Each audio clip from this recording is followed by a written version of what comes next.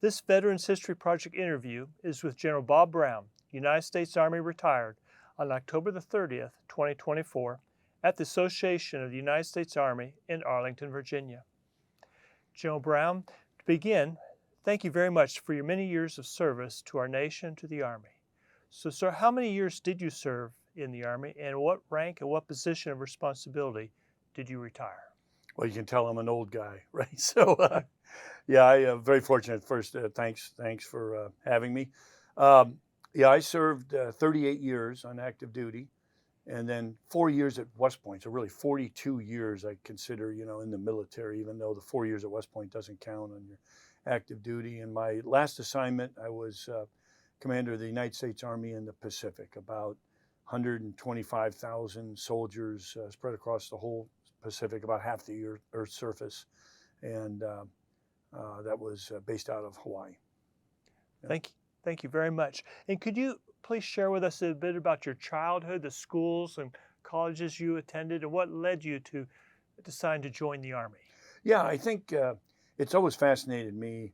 I always wished I could line up soldiers in a formation and put their backgrounds behind them, where they came from, and people would be amazed. Because I think sometimes folks think that people, always wanted to be in the Army. They knew it from the time they were kids or whatever, and it's so different for everybody. For me, I was a pretty good basketball player, and I had a passion about basketball. I practiced very hard, and I learned very early on that hard work really paid off. And so I worked pretty hard, and for example, I would get up at 5:30, be at the high school. The janitor let me in, and I'd do a 2.5 hour workout, a rigorous workout before school, and then of course I'd have practice. And I played all the time to try to get better, just real passionate about it.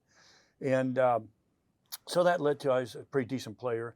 And my senior year, I moved from California when I was a freshman to Michigan, and I didn't have any thoughts of the military at all. I actually wanted to be a basketball player, and I was recruited by some big schools, and one was University of Michigan, gave me a full basketball scholarship, and I committed to them. But there was a guy named Irvin Magic Johnson, was a senior the same year I was a senior in Michigan. And it was pretty funny because we played against him. He was amazing, just an amazing player. But my father, his parents he'd be like, oh, he's getting all the publicity, and who is this guy? And I said, Dad, he's pretty good, and he would go on, Magic Johnson, to a legendary career in the NBA and amazing. So he was going to Michigan State, and I had offers there, but I was like, I'm not going to go there. I'll never play. And I was pretty set on Michigan. And then a guy named Coach Mike Krzyzewski, Coach K, was the head coach at West Point at the time. And he had gone to West Point and played for Bobby Knight. And he was extremely passionate about what an amazing leadership school West Point was, what an amazing place. And so he convinced me my last visit, in those days you only got 5 visits, to go visit West Point. And I really fell in love with it when I visited. The idea of selfless service, because I didn't know what I wanted to do. My father was a Marine in the Korean War, and he was very proud of that, but he got out and was in business and was very successful in business. But I'd seen some things in business I didn't like mergers, and they'd let people go before they retired and different things. So I just didn't want to get in business, and so I was really looking at what I wanted to do. And the idea of serving your country just really struck me. And I remember they had a poster at West Point, and it had Eisenhower, Patton, Bradley, MacArthur, and it said, at West Point, much of the history we teach was made by those we taught. And I thought, wow, that's really cool. And so it really struck me. Right. And so I came back from West Point, and I told Michigan, no, I'm sorry, I'm going to go to West Point. And the whole coaching staff came to my house, tried to talk me out of it. You're going to be in the Army. This is 1977, after Vietnam. And I was just so motivated. And the other factor was I had a very serious girlfriend. And it was like, boy, I didn't want to tell her. I could be at Michigan 20 minutes away from her, but I'm deciding to go to West Point, where I'll be a long ways away, 12 hours by car, and I'll see her a lot less. And she was an amazing young lady that she understood when I said, I just feel like it's the right thing for me to do. And she's like, look, if it's meant to last, it will, and we'll work through it. Very mature, because most young women, I think, and couples at that time might be, oh, you're going that far away, forget it. She's now my wife of 43 years, so it Congratulations. worked out really well, Congratulations. and it did work out. But it's just really that's kind of when I knew how serious it was. And anyway, so yeah, that's what led me to West Point, and it was basketball and Coach K. And then I learned a ton of leadership at West Point, and most of the leadership I learned, quite honestly, was on the basketball court, because I knew Coach K was a really great coach, but I had no idea he'd be the winningest coach of all time when he moved to Duke, and counting as the winningest coach in NCAA history. And he was an amazing leader, taught me how to build a team, and I learned a ton about leadership there at West Point. But I still thought, I'll serve my 5 years and then maybe become a coach or do something like that. And things are going very well basketball-wise. I was captain of the team there. I was playing. I had the New York Knicks and Philadelphia 76ers come to look at me, and I thought maybe I'd have a shot after my commitment in the NBA and stuff. Well, then my senior year, halfway through, again, everything's going great, averaging 23 points a game and all. And driving down the lane, I hit a wet spot and my kneecap broke in half, and my patella tendon tore. And I'd never been injured, never missed a game. And I remember the doctors were out on the court, and I'm like, hey, do you think I'll be back for the second half? And I remember the look on their face was like, you'll be lucky if you're ever back from this, So that was the end of basketball. But it was actually a good thing, because it took away the idea of trying to play in the NBA. Or in those days, you could kind of go play all Army sports, but then you wouldn't have a chance at being an officer, really. So I ended up rehabilitating that knee, rebuilding it, and stayed as a graduate assistant for basketball for about 8 months, because they wouldn't let me go infantry. I really wanted to go infantry because I thought it was the most like being on a team, the most with soldiers. And the professors I'd had and the mentors I'd had at West Point were all infantry officers that I really admired. And so I had to keep rebuilding my knee, and would be able to go infantry later. And then again thought, well, I'll try this team and see how the Army is as a team. And I found it's the greatest team in the world. And 38 years later, retired. So stayed in a little longer than I anticipated. Thank you very much for sharing. And so then what came next? You commissioned second lieutenant infantry. You were held back a little bit to heal up. Yeah. And so then you would have gone on to some additional Army training, perhaps, and your first assignment. Could you tell us about your initial Army training and your first series of assignments? Yeah, sure. No, well, I went through the normal infantry officer basic course. What was a challenge for me is, even during the infantry officer basic course, I was doing very well. I remember, coming out one of the top guys in the road march and all the physical events. But my knee had been wired together, and the wire was poking out of my knee at one point, so I had to go back in and have surgery. So it prevented me from going to Ranger School, which all infantry officers, is the best school you can go to. It's amazing. So that was kind of a tough setback, but I was able to go to airborne school, and kind of wasn't the greatest thing for the knee, but I was able to get through it. And then I was going to a mechanized unit, a 4th Infantry Division, Fort Carson, Colorado. And so I was pretty fortunate, because they weren't quite as, some units, light units, if you weren't a Ranger, they wouldn't even give you a platoon. But mechanized wasn't quite like that. So, kind of small Army, I reported into 110 Infantry Battalion in 1st Brigade and 4th Infantry Division. And I met this young major who was the S3, the operations officer for the battalion, named George Casey. And so Casey saw me, and Casey had heard about me because his stepfather, his father was tragically killed in Vietnam, but Casey's stepfather was the athletic director, General Murphy, at West Point. A retired general was the athletic director for a while I was playing basketball. And he had said, hey, this guy Brown is coming to Carson. Well, by pure luck, chance, I end up in Major Casey's unit.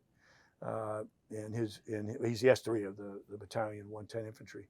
And so that was, and then I will tell kind of a funny story on meeting my company commander, because I tell this to a lot of young officers and NCOs that are thinking about that first assignment and first impressions and everything. So I met Major Casey at the time, and he's like, "Oh, Brown, glad to have you. You're in Charlie Company. Go down and to Charlie Company." And I changed into my Greens uniform after my wife and we just got married, drove across the country, and so she's waiting outside. I go in to report to Captain Richter Coyle.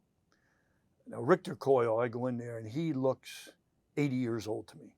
He was a Vietnam veteran. He was a Marine in Vietnam and had gotten out and joined the Army. So he was about 40 some years old, but he looked ancient to me. Right. And he's sitting there smoking a cigarette. And I reported, "Sir, Lieutenant Brown reports to Charlie Company," and he takes a puff of his cigarette and he goes, "Where the hell have you been?" And I'm like, "Pardon me, sir?" He goes, "Yeah, I didn't know. He was expecting me 8 months earlier. They were expecting me in the unit. I guess I was supposed to contact him and let him know I was staying at West Point as a graduate assistant in basketball and rebuilding my knee and stuff." So I'm like, okay, I screwed up already. And then he takes another puff of his cigarette and he goes, "And I hate tall people." And I'm like, boy, this isn't going real well. He's about 5'5", and I'm 6'5", and he's like, "I hate tall people." I'm like, oh my goodness. And he takes another puff of his cigarette. He goes, "And I hate ring knockers." And I'm like, what the hell is a ring knocker? I have no idea. He said, "I hate ring knockers." Well, that's West Point, your West Point ring. I didn't know at the time. And he goes, "You got second platoon, get out of here." And so I saluted, "Yes, sir." And I go back out to the car, and I get in the car, and my wife's waiting for me, and she said, "How'd it go?" And I said, "Not as I expected." And so, it's funny. So that's how I started off, meeting my company commander. But later we would be very good friends, and we would end up getting along just great. He was brilliant tactically and amazing leader. I learned a ton off of, but it didn't start off all that great. So you can recover from that stuff. So yeah, and I very quickly was a platoon leader with an amazing platoon sergeant, Dwight Anderson. He was NCO of the year in the 4th Infantry Division. So talk about luck. I get this great NCO. Well, that only lasted like 3-4 months we were together, and he taught me a ton. He was a Vietnam veteran, taught me a ton. Well, then they pulled him to be a platoon leader. So then suddenly we're fellow platoon leaders. They were short an officer, and he was an amazing NCO.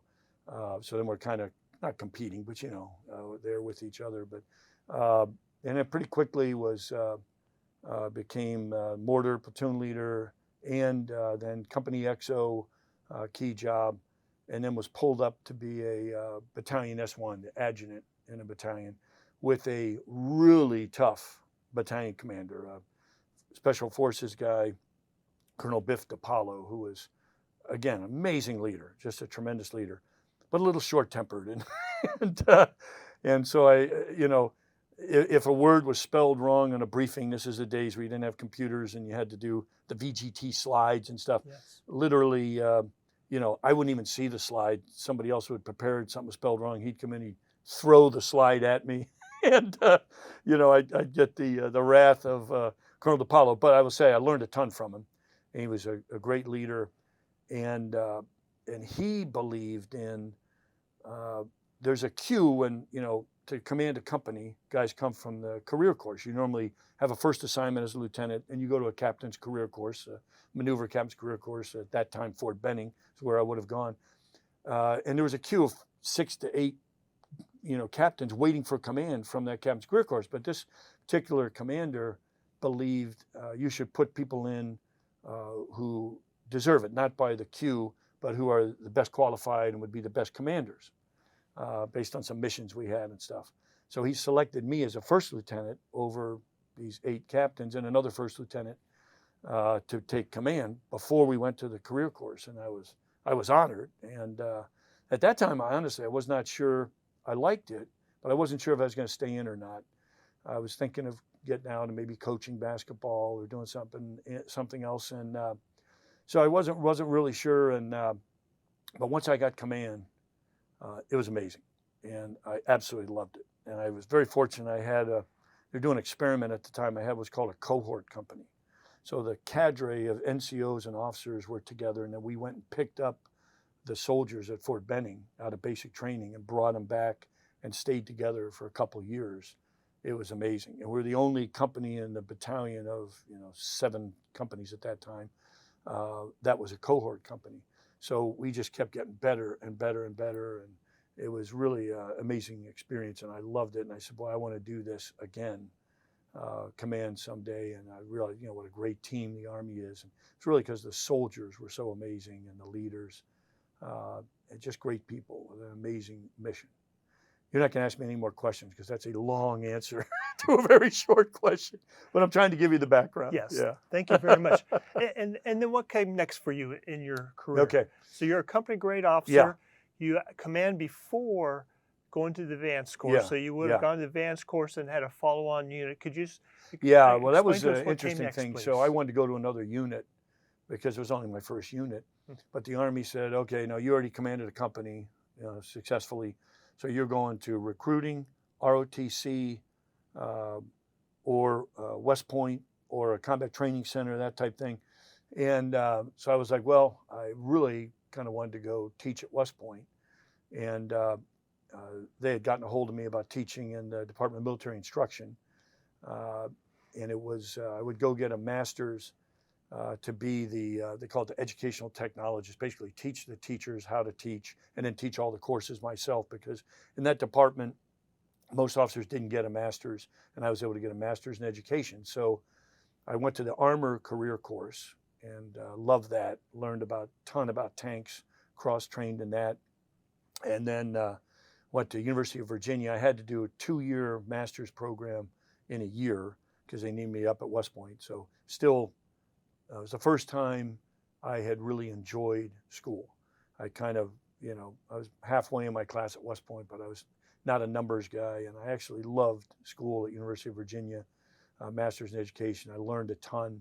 I developed a whole bunch of innovative things that they taught me, vehicle recognition disc, that a million of them would go to the whole Army. In those days, they'd mail the disc instead of, it wasn't in the cloud or anything. And I developed that. It was the Cold War days. It was to identify, at that time, Soviet vehicles versus U.S. vehicles, that type thing. And so I went up to teach at West Point and absolutely loved it. I helped coach basketball. I taught all their courses, leadership courses, and I loved, in fact, cadets I taught, now it was 1987 to 90 and 91. And some of those cadets are now 3- and 4-star generals. Some of them I served with throughout my time, the rest of my time in the Army.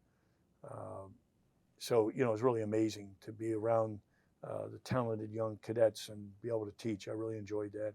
And it was a great experience.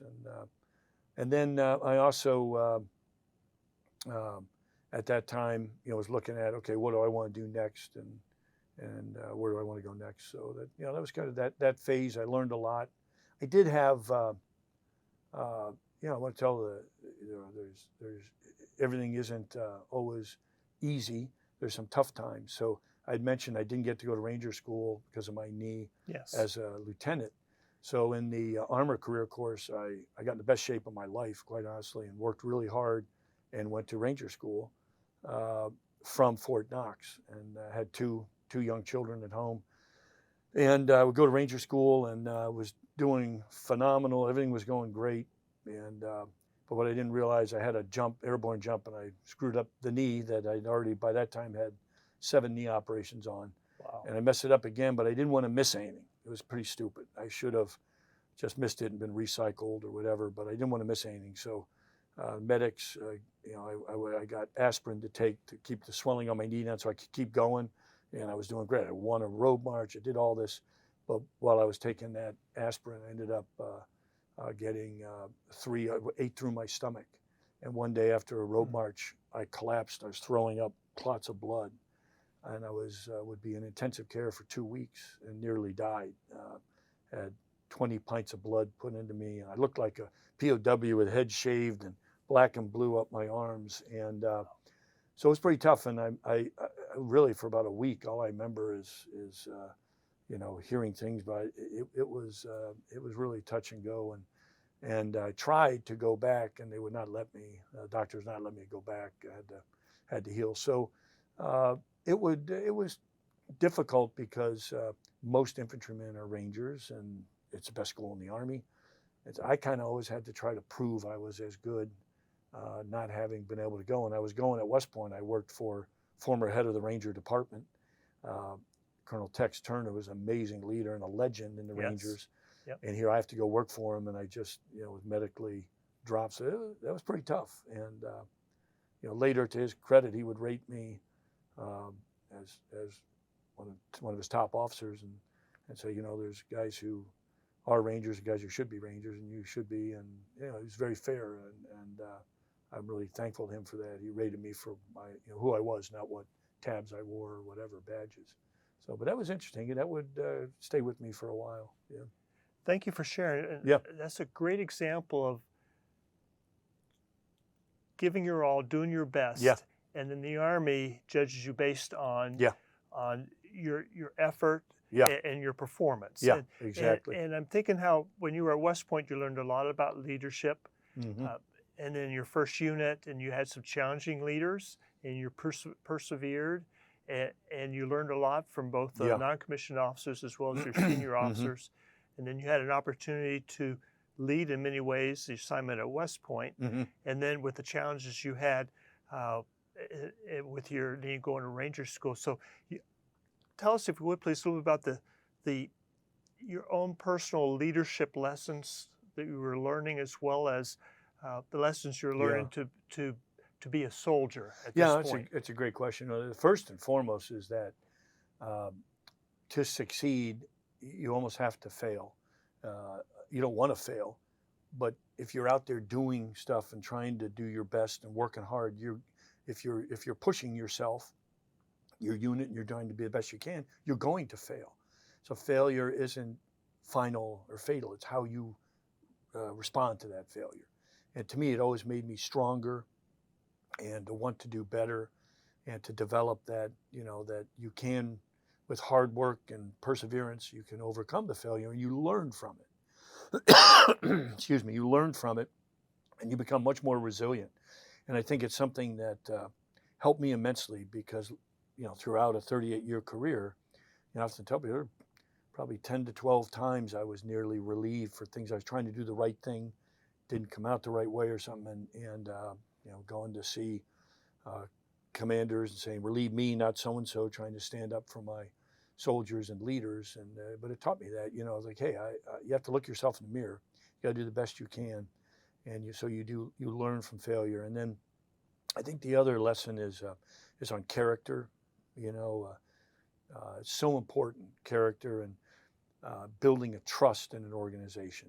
And only you can give up your character. So you have to maintain that character, and it's very, very important in the toughest situations when you fail, and in the great situations. You can't, you take the blame for things going wrong, and you give the credit to your subordinates, and you have to do that. It's not a natural thing, but you have to, and that builds that trust that's so critical in leadership. And I think the final lesson in all this is you think about the best leader you ever had in your life. It's not necessarily the smartest, not the best looking, it's the one that you knew cared about you.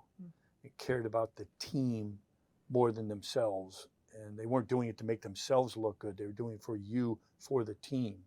And that's so essential.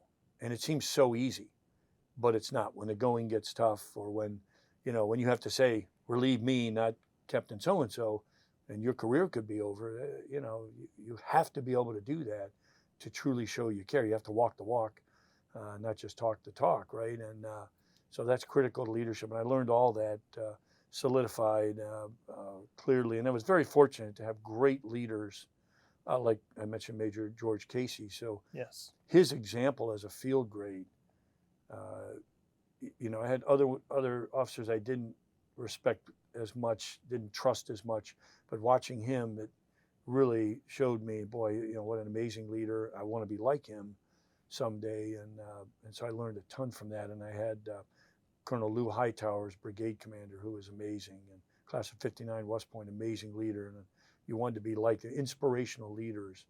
Um, and some other later in my career, I think it's key.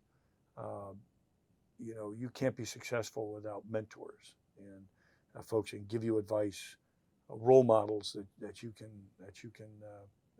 learn from, and it's absolutely critical. And I was very fortunate to have amazing mentors, role models, and great leaders. So, yeah.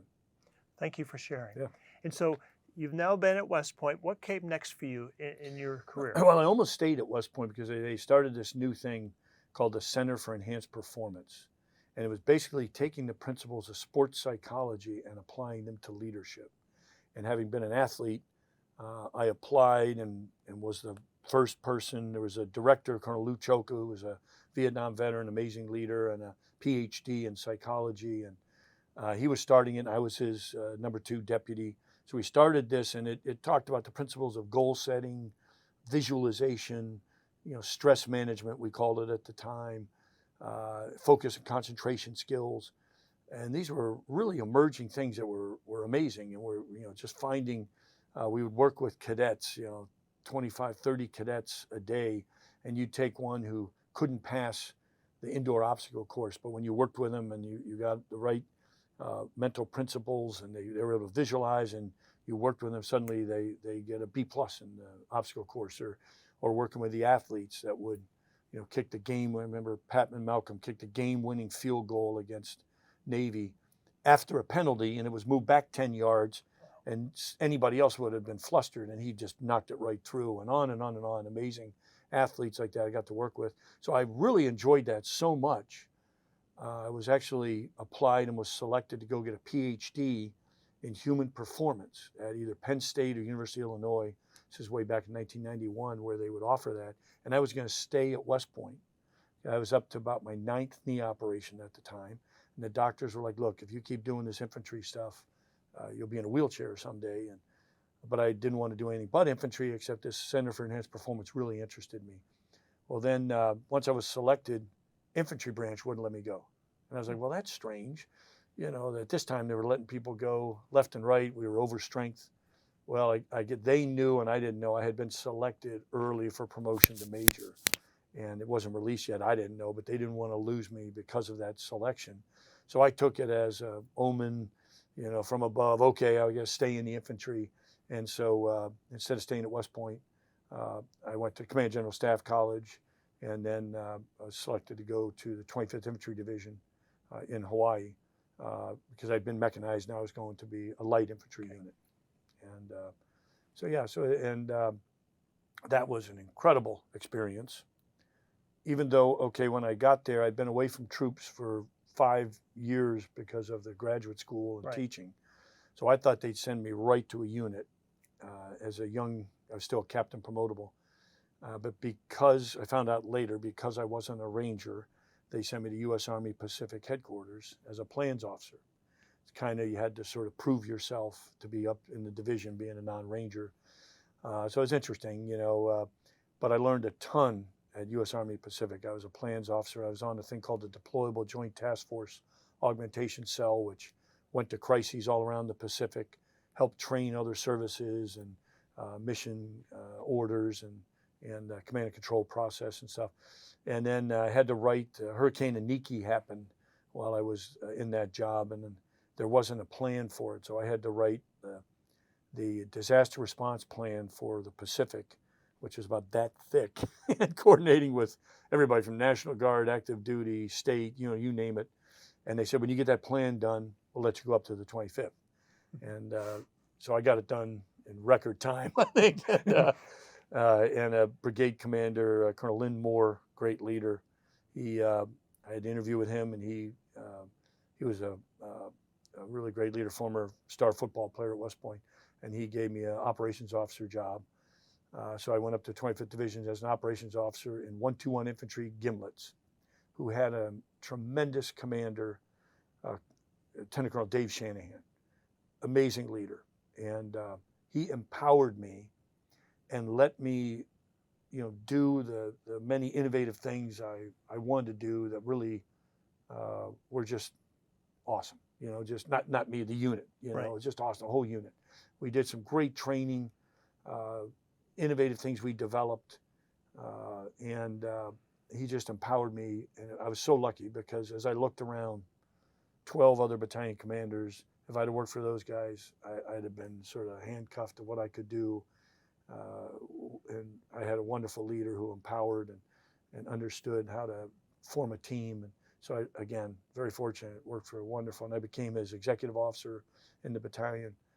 And then he left, and I had another amazing leader come in, Steve Hoagland, is an amazing leader, Ranger, superstar Ranger commander. Sadly, he's passed away now from cancer, and he's a wonderful, wonderful leader, and I owe him so much. I learned from him and worked for him, and then was supposed to go be a brigade operations officer, but the division was getting alerted to go to Haiti, and so the commanding general at the time wanted chief of operations. I was actually chief of training, and then became chief of ops in Haiti. Pulled me up to that to go to Haiti with the division in that tough mission there. So I learned a ton there. Deployed to Haiti as chief of ops, and just again amazing experience, and learned a whole bunch from again great leaders, tough scenarios, and of course we'd done the JRTCs and the combat training center rotations before all that, and so that was an amazing experience, and so that was the next. Boy, this is it's gonna be if they need to sleep at night listening to this, going through my whole career. I don't need to go through the whole career. Try to just do highlights, but it is kind of fascinating how it shapes you, and the leaders that you work with shape you, and the scenarios and situations. Yes, and the many different challenges, exercises, training Yeah. opportunities that you had. Yeah. And also, definitely, there's a theme of being challenged, persevering, and staying positive. Yeah. And No doubt. And things Yeah. working out for the best. Yeah, no doubt. Yeah, I agree with that. It's trying to, again, sometimes setbacks, you learn a lot from them, and you get better from the failures and setbacks that happen. Not that you want to do them on purpose, but it's life. It's going to happen unless you're not doing anything, and that's not good. So yeah.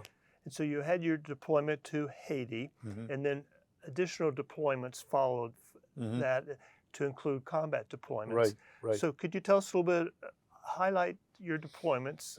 Yeah, sure. And tell us a little bit about how Army training helped you prepare for that, to be prepared to have confidence Yeah. on the battlefield and leading soldiers. Sure. Well, I was very fortunate to be involved in a lot of innovation in my time in the Army. Just as I mentioned, I had a cohort unit was an innovative idea. Later, I would be selected to start this thing called Stryker Brigades. It was the first modular brigade, the most digitally advanced brigade in the Army. Entirely new concept, the Stryker Brigade. And I was originally supposed to be the first Stryker Brigade commander. However, the two of us that were selected for the first two brigades, the other individual, Mike Rounds, great leader, he had been at then Fort Lewis, Joint Base Lewis McChord before, and I hadn't. So they said, well, let's have him be the first because he's more familiar with it. I'll be the second. So at the time, I was kind of bummed out. I wanted to be the first, but it worked out much better because even though I was the second Stryker Brigade, he really had very little time to just get the concept working, the equipment working, and I was tasked to do the initial operational test and evaluation of the concept. So we got the variants of the Strykers before they did, and we had to, do a very elaborate initial operational test and evaluation of what the Stryker Brigade is capable of and how you train and fight differently. And I was developing all that, so I actually got to stay in command.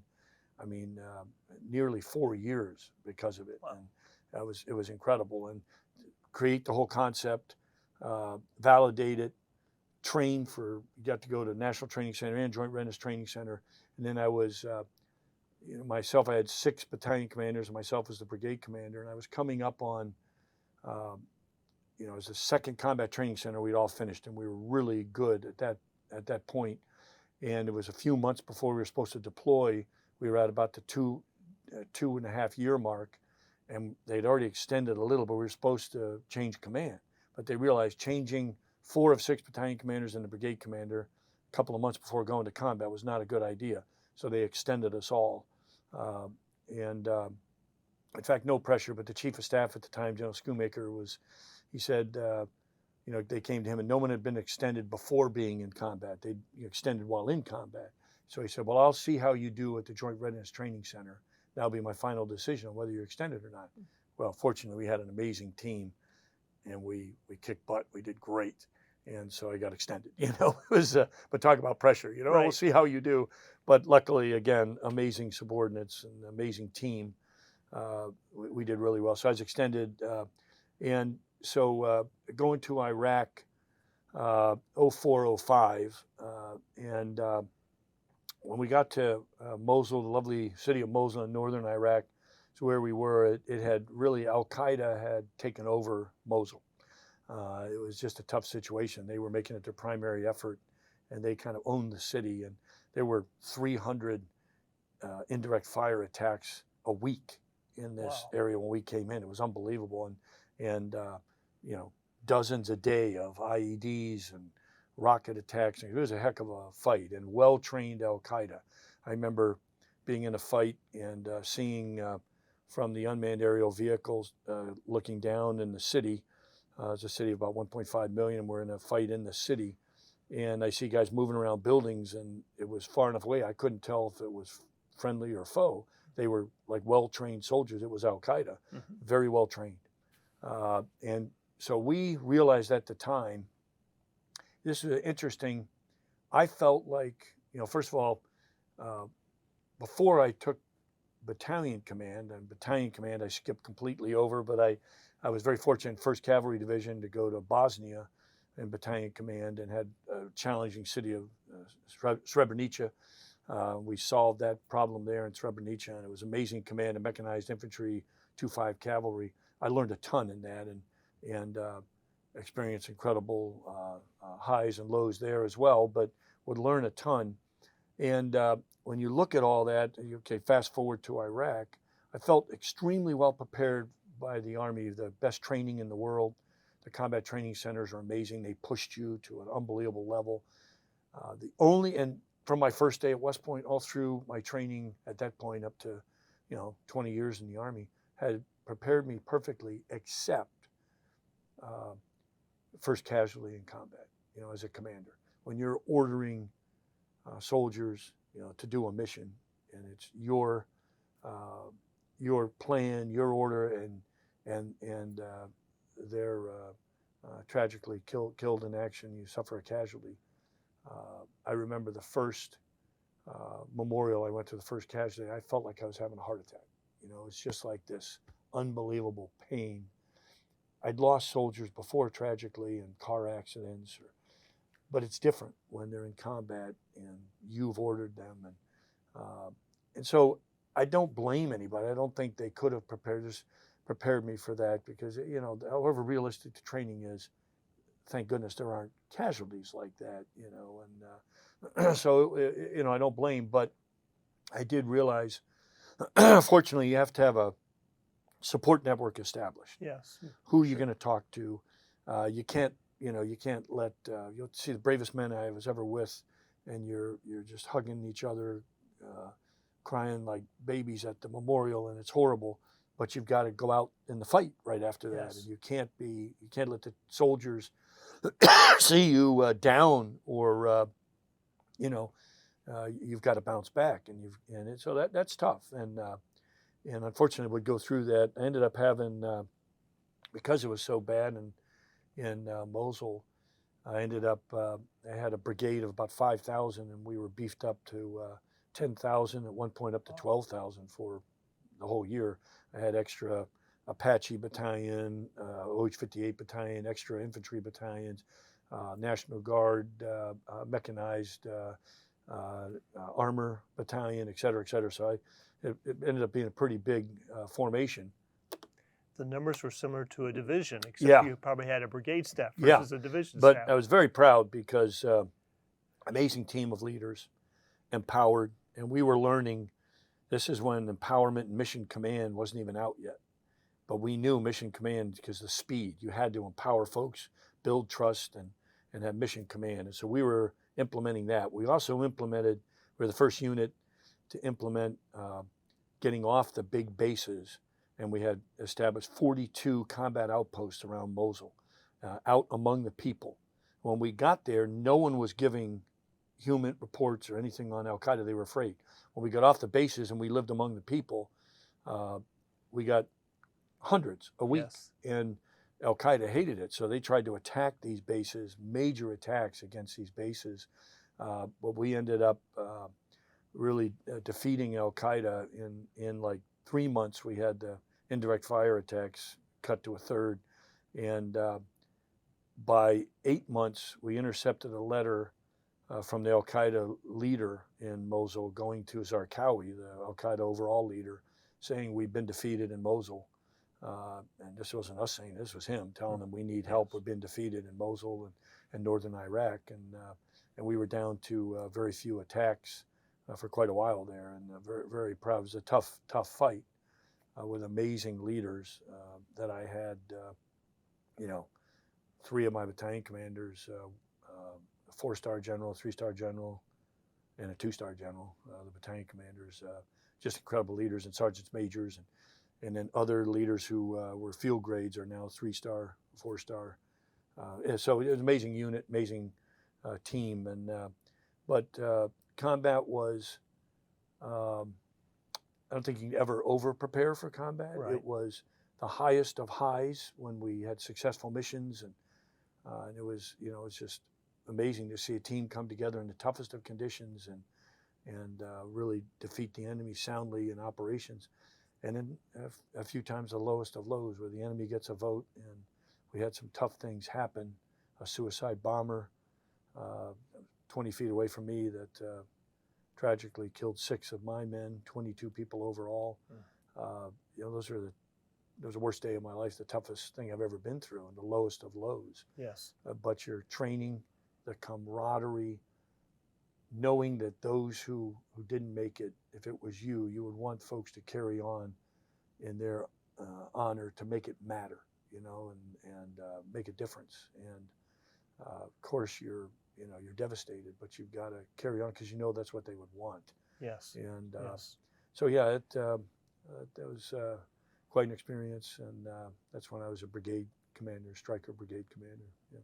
Thank you for sharing. And it's very striking to me how American soldier leader ingenuity being challenged with the indirect attacks coming in from Al-Qaeda and developing the spreading out, getting out to where the people were, and dispersing yourself. Again, American ingenuity, figuring it out, and then taking the fight to the enemy that way. We had a lot of that. We developed a whole, we called it Stryker Net, where we shared lessons learned quickly, so we'd be faster than the enemy adapting. That was amazing. I'd be with a company commander in Mosul, and then a company commander, 5 hours away in Tal Afar on the edge of the Syrian border. And I'd say, well, where'd you get that technique? Well, Captain so-and-so shared it on the Stryker Net, and so I learned this.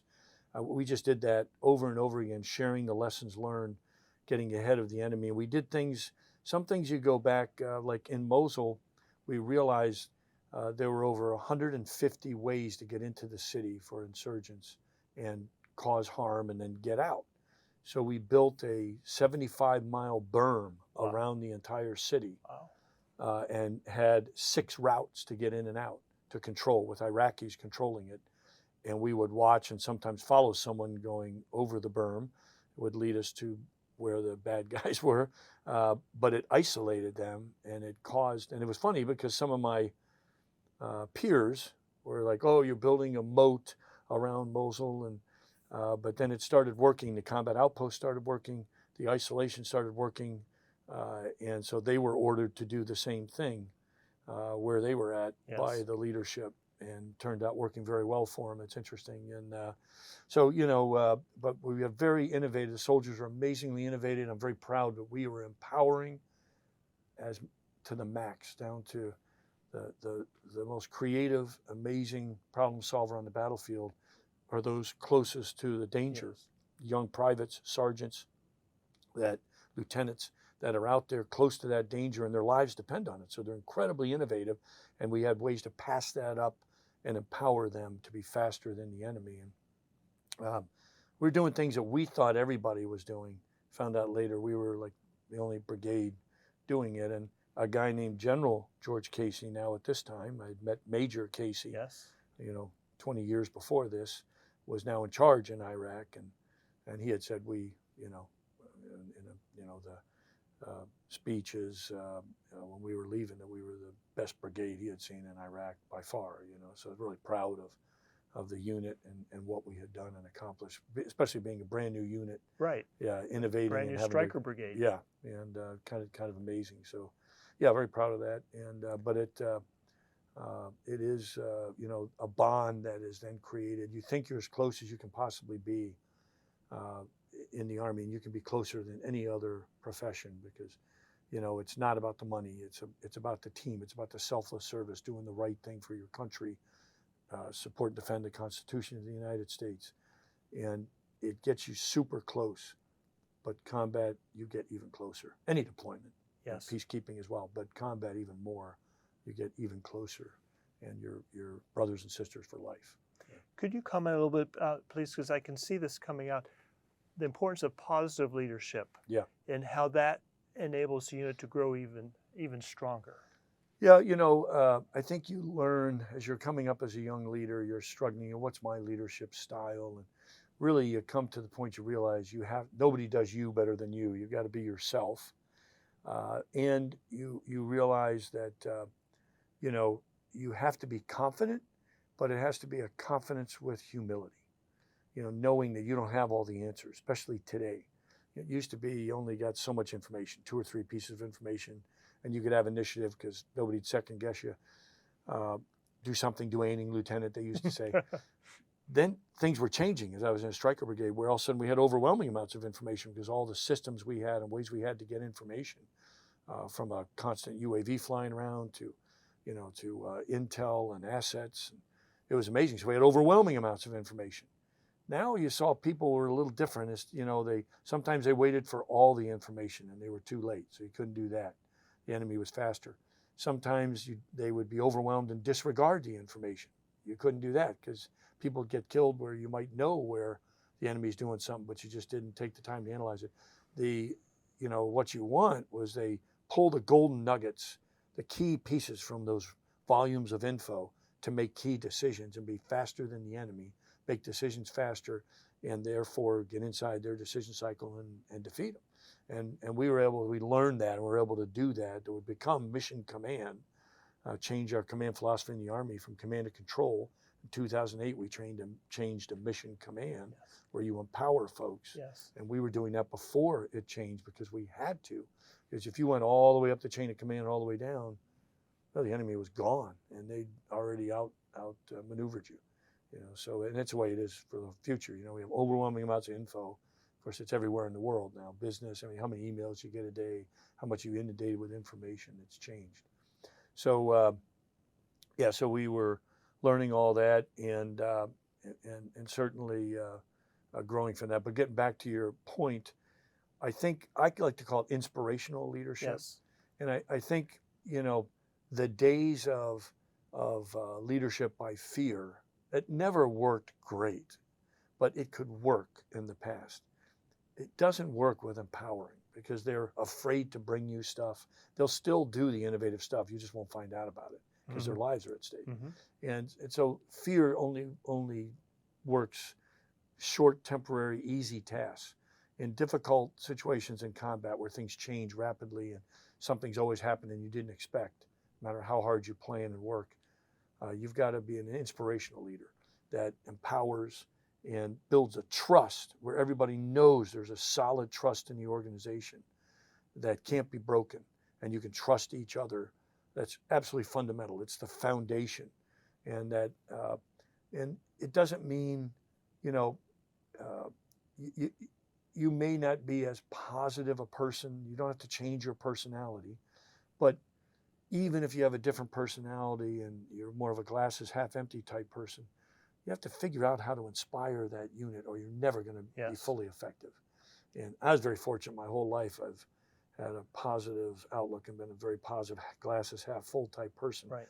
I don't know if I was born that way or I just sort of learned it from my parents, from sports, from being around other great leaders, but I certainly feel I was always very proud. People wanted to be on the teams I led. I was always, whether I was commanding 30 people or 130,000, they always called me coach. Yes. You know, and I would say I would be described as an inspirational leader, and I was very proud of that because those are the leaders I wanted to be like that inspired me, and so I think that's critical. Yeah. Thank you for sharing that, Yeah. and, that example. Sure. And if we could shift a little bit to Army families. Army families are part of the Army, and yet life can be very challenging with a family in the Army. Yeah. So could you share us a little bit about your Army family Yeah. and how Army family life and how the Army supported Army families during your Yeah. time of service? Yeah, no, thanks. It's a tremendous point. It takes an amazing family to support 38-year career, multiple deployments, gone a lot, any soldier. Our families are heroes. They're amazing. And I think there's something, a lot of younger leaders or younger people think, I can't have a great family and have a successful Army career. And I would say nothing is further from the truth. I'm very proud. I have an amazing family, 3 amazing daughters who are all successful, highly successful in their fields. All 3 have masters. They have amazing families, 7 grandchildren. They're amazing, wonderful. They are very successful in their careers. And now their mom, my wife, Patty, of course, an amazing woman that, was very independent. I think it requires an independent individual when you're gone. They can't be totally dependent, but the Army supports that with everything from family readiness groups and units to how they pull together when you're deployed and support and help. It's still hard. I mean, I think the hardest thing was being gone, missing a daughter's freshman year in high school, missing a daughter's prom, missing a daughter. There's things you miss that are very difficult. And for the family, it's very difficult because you're gone. And often if you're in harm's way, they're worried about you. And you don't really realize the incredible impact of that. But Army families are amazing. They become resilient and they flourish. And I see that my oldest daughter is a lieutenant colonel coming on 20 years service. And she saw the tough deployments and everything, yet also saw the amazing family the Army is, the amazing pride in serving selfless service. So she wanted to do that. My middle daughter's married to a lieutenant colonel. She saw the amazing pride and so forth. And my youngest daughter is highly successful. She happened to meet a non-Army. She doesn't have anything against the Army. She learned a lot, loved, being an Army family. And they talk often about what they got to see everywhere we went for, 26 moves in 38 years. We would go out and discover where we were at. And they'd run into friends who'd lived there their whole lives, had never been to Mount Rainier or never been to, Mount St. Helena or an area where you're at, where we would go out and discover it. And so they saw such a broad picture. It helps them so much in life, and that background and that experience and what they've been through. Now, the part that I'll be forever grateful for, and everybody should be forever grateful for the Army families. When there is a casualty, I talked about how hard it was in theater, much harder at home. My wife, they didn't sign up to go to combat. They didn't sign up for the those type things, but they lived it, and she was amazing. And of the 12,000 people I told you in a year, we had 637 Purple Hearts. From terrible injuries to you name it, and then we had 55 soldiers we lost in combat of the 12,000 heroes. Well, she was at every notification of the family with the chaplain and the officer that had that duty, and she would stay with the families all night, and then she would lead the memorial service and how to do that and how to respect the family and how to honor the fallen hero and to go through that. And it's incredibly painful. She didn't sign up for that. That's, she's doing that out of love of the soldiers, the families, and the selfless service to nation. And So I'm forever grateful that, and then when I would have a tough scenario, like one time as a battalion commander, I was almost relieved for something happened. Young company commander, they made a mistake, nothing illegal, it's a problem. And I said, relieve me, not the captain. So I said, I waited 16 years for battalion command, loved every second of it. 3 weeks in, it was almost over. And who was there when I was at my lowest? My wife was right there. It's okay. We understand, we love you. We'll be there no matter what. And I get choked up just thinking about it, because that gives you the confidence to Yes. look in the mirror and do the right thing, knowing that, what's important. It makes you a better leader, Right. understanding, and that's support, amazing support. And obviously it ended up working out, and, or they got the wrong Brown, they're promoted, that's possible. But, but during those tough times, and they're there for you. So Army families are amazing. The Army does have lots of assets. I think the biggest challenge is to get the word out of what's available when they need it. Because sometimes, you don't think about it till you need it. So making sure people understand all that the Army does, and it's not perfect, but it's better than anybody else in the world, what they do to support and how they're there for the families and what they'll do, for the families is unbelievable. And the families come together as a team. That's amazing. And so I think that's, we're very fortunate, you enlist the soldier, but you re-enlist the family. And families are critical to success and defense of our nation. And we're all very fortunate they do it as volunteers. For sure. Yeah. Thank you very much for sharing that. Sure. So you've had your battalion command and your brigade command, and then you're selected for general officer. Could you highlight, because you retired as a 4-star general, so you had new challenges and responsibilities, commands as well as important leadership responsibilities, still commands, but not unit commands, but command center type responsibilities. Yeah. And so could you institutional and operational yes, commands. thank you. Yes. Training and doctrine command and in the operational Army. Well, first, I was always asked by soldiers, what does it take to become a general and stuff? And I would answer them legitimately and sometimes by the spouses and stuff. If you are trying to become a general, you won't become one, and you shouldn't.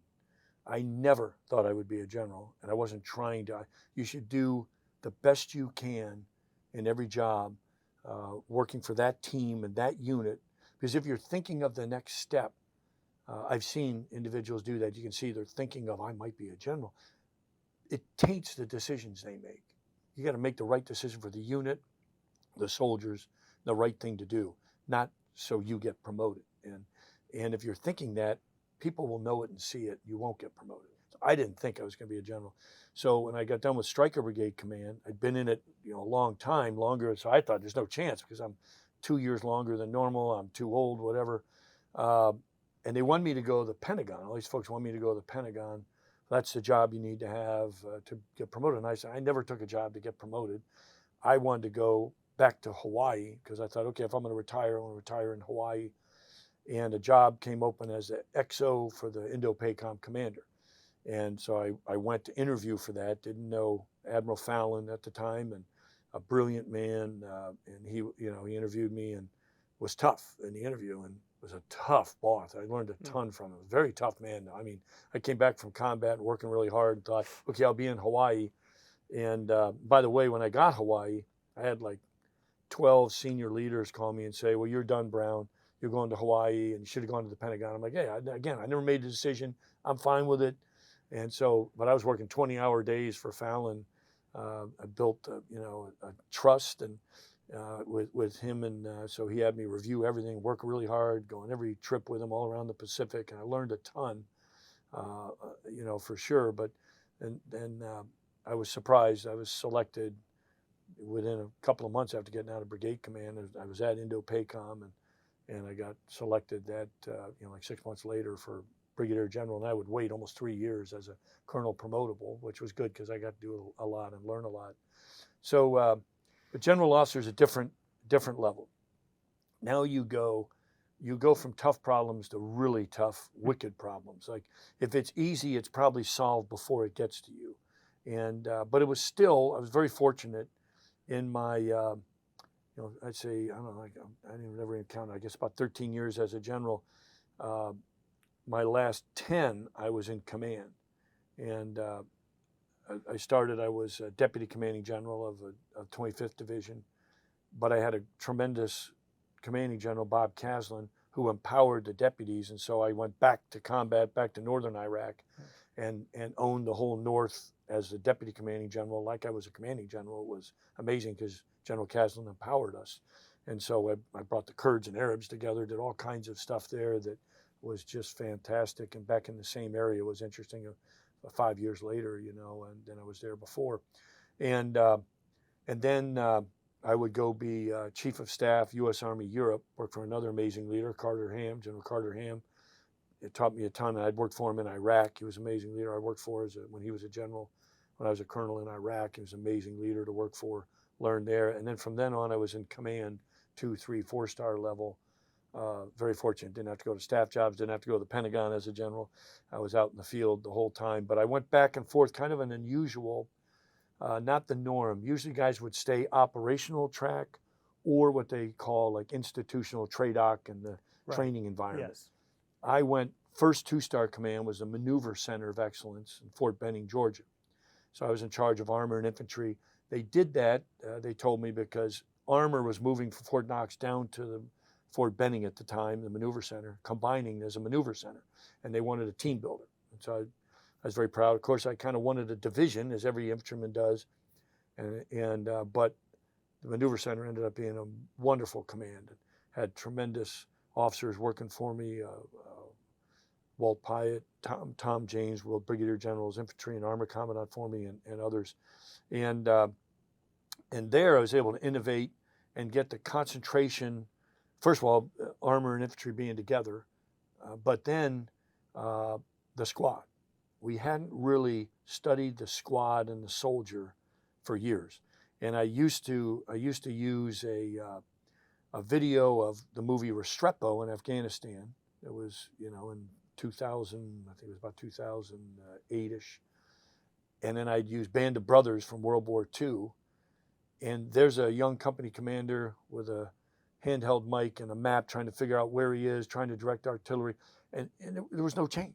Right. And it's like, what's wrong with this picture? It's like accepting a corded phone or black and white TV today instead of a cell phone that has more power than computers used to back then. We hadn't advanced, and we always start with the corps, the division. Yes. By the time you get to the squad, nothing changed, and we were, it was ridiculous. So I really got and was able to convince General Dempsey was boss at Training and Doctrine Command.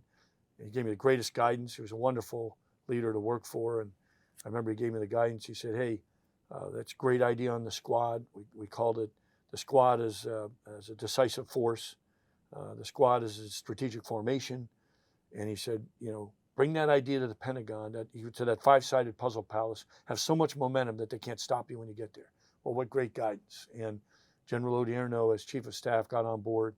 And it's now what we call soldier lethality in the CFT, and it's done so much for the squad. It's brought us amazing, from night vision to incredible capabilities in the IVAS system and new weapons and structure. And so really proud of that. Got that started, and really others built on it. And today our squads are equipped, and they're the ones that pay the biggest price on the battlefield and need the equipment the most. And so we've advanced. So. And then I went from a training and doctrine command, and was very fortunate to go to a corps, first corps, a corps command after that. Pretty unusual. Usually it was a division commander who would go to corps, but I was very fortunate. Again, a great team, great folks working together. So I got to really do the rebalance to the Pacific that started from the president saying, we're going to rebalance, all the way on down. That's right. Figure out how we would do that as a corps. And some things were pretty easy. Realign the divisions that were under us. We had 4th Infantry and 1st Infantry Division under 1st Corps, make it 25th in Alaska, and 7th Infantry Division that was formed. And then other things, we came up with the idea, brainstorming on what would become the most successful exercise program, I think, in the history of the Army, Pacific Pathways. And it was just a brainstorming session of why don't we deploy the way we're going to fight and stay longer. And so instead of just talking about deploying, much different deploying to Indonesia than to Vietnam, than to Japan, than to Korea. Rehearse it, practice it, and that became known as Pacific Pathways, which is now Operation Pathways, incredibly successful, gets the Army in the Pacific 12 months out of the year. So very, that was a tremendous experience there at First Corps, operational Army, a corps with, I don't know, 120 some thousand under you, and working all the exercises and deployments with that and so forth. Then I back to the institutional side, TRADOC, to command the Combined Arms Center in Fort Leavenworth. Amazing job, and responsible for education under TRADOC, but you're the main player and really the think tank of the Army, and all the centers of excellence are under you directly. All the leadership development in the Army is under you. All the doctrine is under you. All the on and on and on. There's so many things. It was a very complex command. You were like the synchronizer for Army Training and Doctrine exactly. Command. And really tremendous. At any one time, I'd have like 35, 36 initiatives going. I would see the Chief of Staff regularly, Chief of Staff of the Army, who would empower me. And we developed things like we created Army University to improve education across the Army, to get sergeants majors degrees in the Sergeants Major Academy, to get credit for credentialing for MOSs, the 188 MOSs. So they would get credit on the outside. Only a couple got it, but now the majority do. So it helps across the board. Soldiers get jobs. It helps all the way around.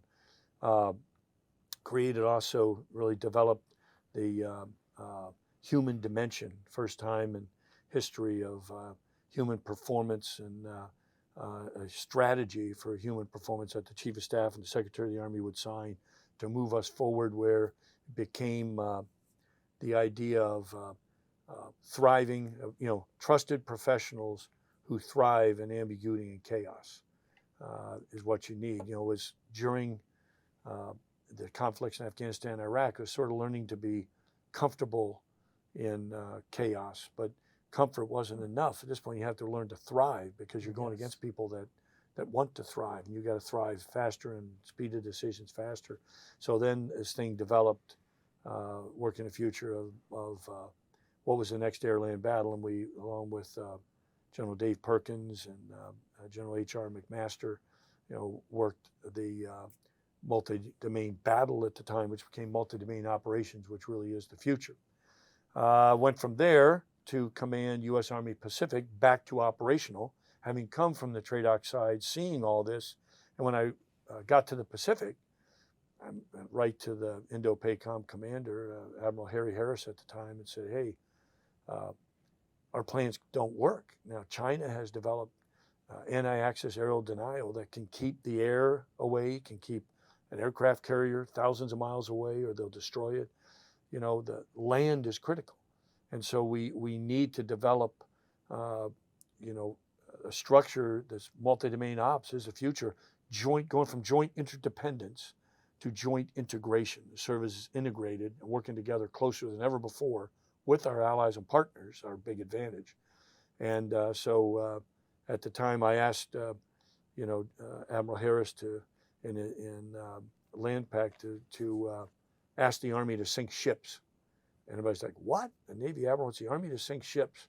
Well, it was really key, because working together from the land, you can really impact and push an adversary out of the littorals into the deep water where the Navy has an advantage. So being able to sink ships in a joint integration is a game changer. And that led to development. Nobody tasking us with this, but we just saw, as we started to experiment in our exercises and really work what the future looked like, we developed this thing called the Multi-Domain Task Force. And to me, I'm really proud. It was, at the time, everybody's like, what is this? What's going on? But it was all domains, all services, space, cyber, air, land, sea, absolutely key. A force that could be on land because land is most survivable.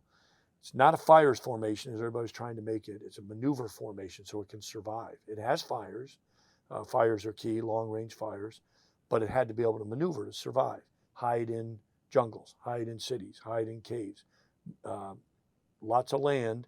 And similar to World War II, where we needed land to get closer to bomb our adversary, you need land to get closer to employ the air and all those things. And you can't with what China had prepared in Axis aerial denial. So very proud that now every combatant commander wants a multi-domain task force, and the Army is going to have 5 of them. They have 3 right now. And we're seeing that the initial ones are highly successful, more successful than we could have ever dreamed of. And it is the future, multi-domain operations and that multi-domain task force making a huge difference. So I just went through kind of all the GO 2, 3, 4-star. Again, very fortunate, involved in innovation everywhere I was, and then also able to make a difference that's lasting. And so that makes you feel good, and to form really effective teams that I'm most proud of. Thank you very much for sharing that.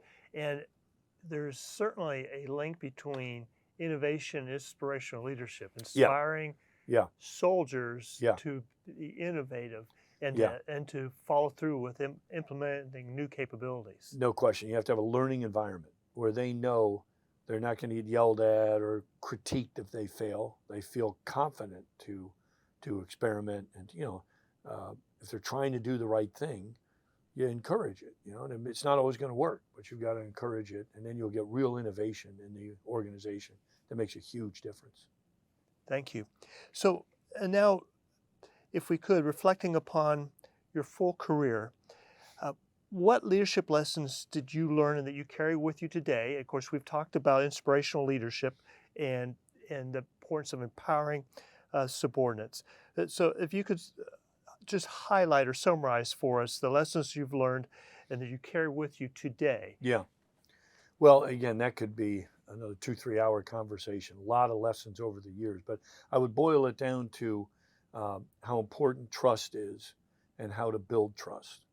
And showing in any organization of any size, demonstrating, walking the walk of character, and then showing how you care for the organization and the individuals, and you want them to be the best they can possibly be, and it's for them and for the team and that mission, not for you.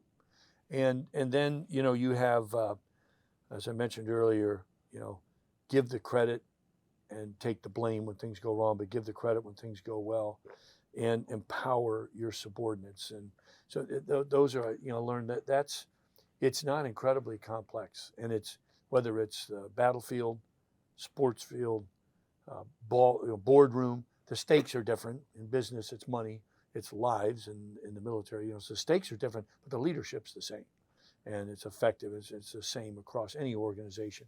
The second thing I think is that vision is critical. Every organization wants to know, where are we going? What's our purpose, our sense of purpose? So providing them, whether it's 12 people or 12,000 or 120,000, what is the vision? Where are we going? Make that clear, concise, and consistent. And you really have to work hard on that. And you'll think you're emphasizing it too much. You almost feel like a parrot. You're repeating the same thing on the vision, and you'll think everybody in your organization has it. Then you'll go somewhere and they'll never have heard of it. And so it can be frustrating, but I think you get it about right when you're pushing the vision so much that in the organization they're almost making fun of you.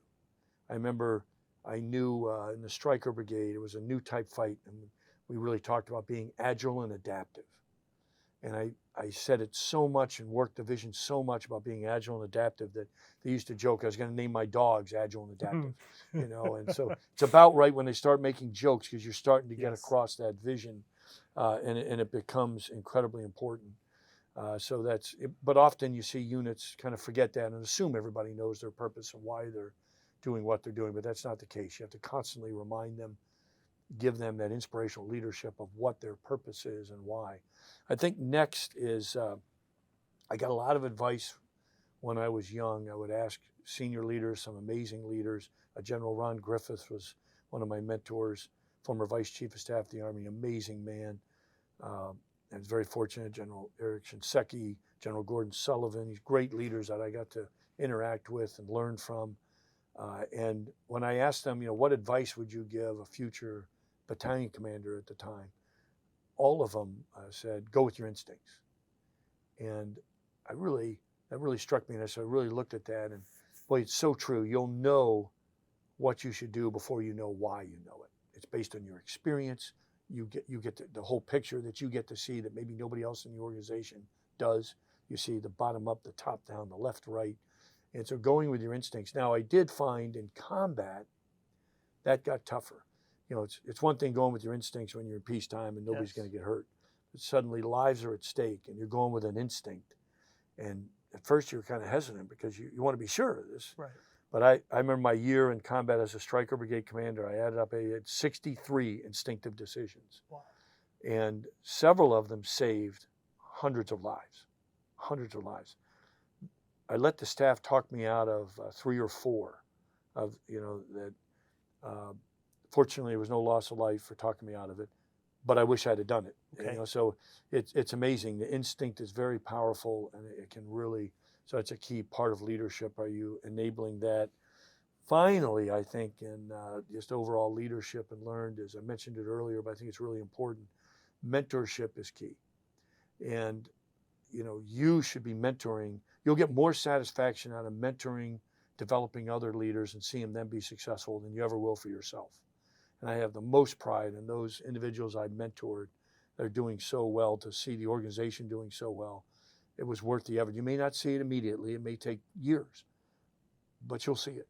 And you also need mentorship. If you ever think you're such a good leader, you can't improve, it's time to retire and stop leading, because you can always improve. We all have strengths and weaknesses.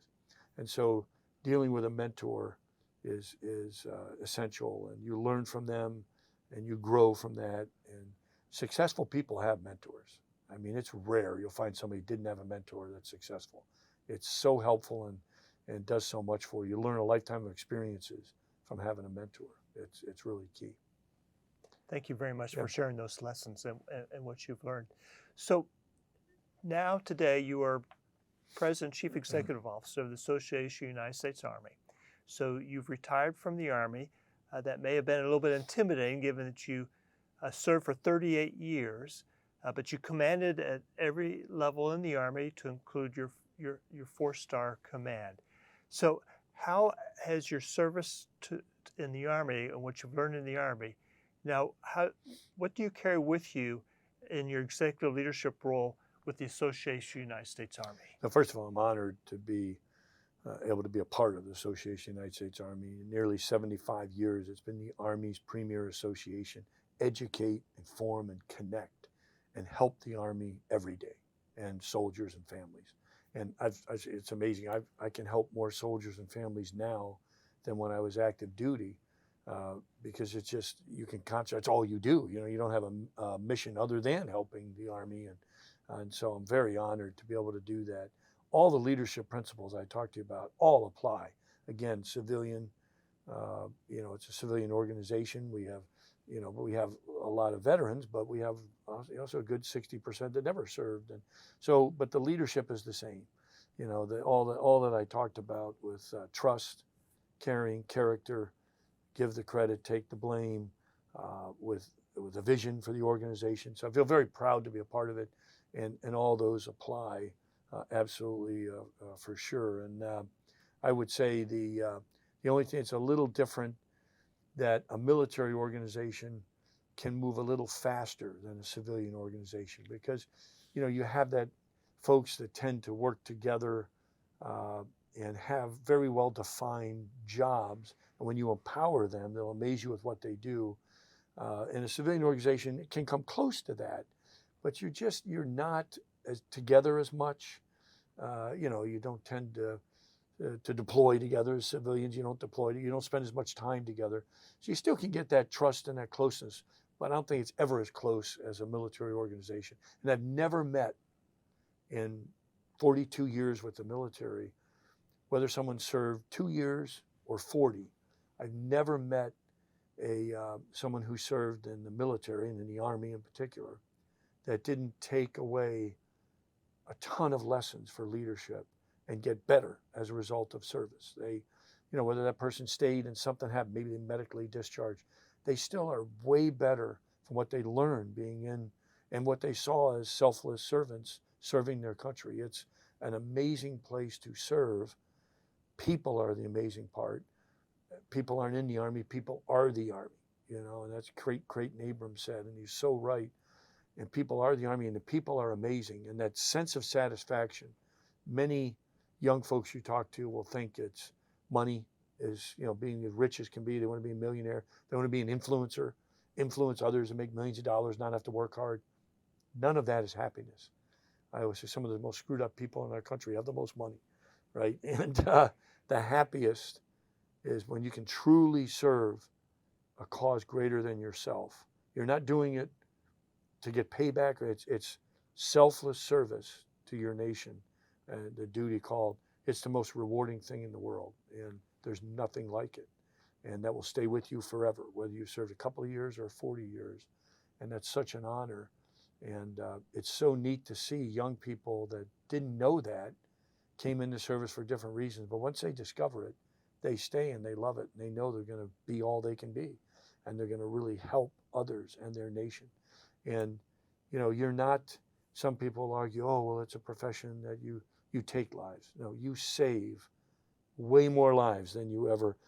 There are bad people that sometimes the only way to handle it is you may have to take a life. It's terrible, but there's some people that they do horrible things and there's no way to stop it other than that.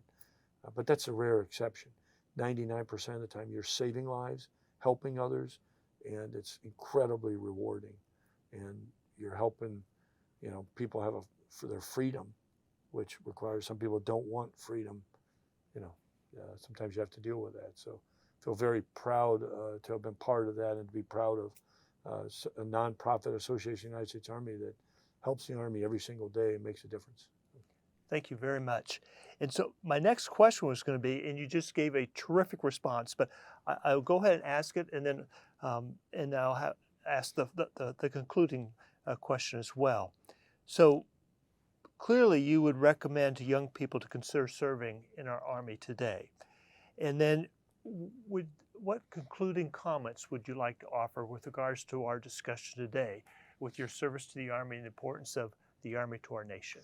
Well, I'm grateful for those mentors I had, and I'm grateful for the opportunities I've had. And, don't think it's okay if you don't know, where you want to go, what you want to do. Go after your passion in life. Life is too short to do something you're not passionate about, you don't love. But that passion, some people are lucky and they know what that passion is. It's painting, it's music, it's, leadership, it's, selfless service. Some people know early on, some people don't. But if you gain the experience, give the Army, the military a chance, it's an amazing team of selfless servants, people you will become friends with for life, you will bond with. And you'll see, my own father, for example, highly successful in business, became a vice president of a major company, very successful. But what did he talk about? He talked about his 9 years in the Marine Corps all the time, not business. And I know individuals that had 50 years in business are incredibly successful, but they talk about their 3 years in the military as the greatest time where they were closest to others and they were making the biggest difference in the world with their selfless service. And there's something you said, when you can bring freedom to someone or defend someone's freedom, that's priceless. And so I would just say, don't be intimidated. I was told, as an example, when I decided to go there for basketball, I had a counselor in high school said, you won't make it. I had 2 teachers said, you're not the military type, you won't make it. You'll never survive there. They had stereotyped that a military person is very robotic, a certain way. And I was an extrovert and, kind of sometimes a little bit of the class clown maybe, and enjoyed myself and positive attitude. And they're like, oh, you'll never make it in the military. It's all yelling and it's patting and it's this. And, they were wrong, and they're wrong about many people. It's tremendous people that are selflessly serving a cause greater than themselves, and that's incredibly rewarding. And you ought to, give that a chance. You'll be the happiest you'll ever be. I guarantee it. That sense of purpose is amazing. So, Thank you. And General Brown, as we conclude, it's indeed been a great pleasure and an honor to interview you for this Veterans History Project today. All the best to you, and thank you so much for your many years of service to our country and the it's nation. my honor, and thanks for the opportunity. And I apologize if I went off in too many stories. And This has been but terrific. but I, you try to capture 38 years, Yes. and it's impossible. But I'm honored to have been able to serve, and I just would say, boy, if you're anybody's looking for you want to improve your life and accelerate your life and grow, give the Army a chance. You'll be happy you did. Thank you, sir. Thanks. Go Army. Yeah.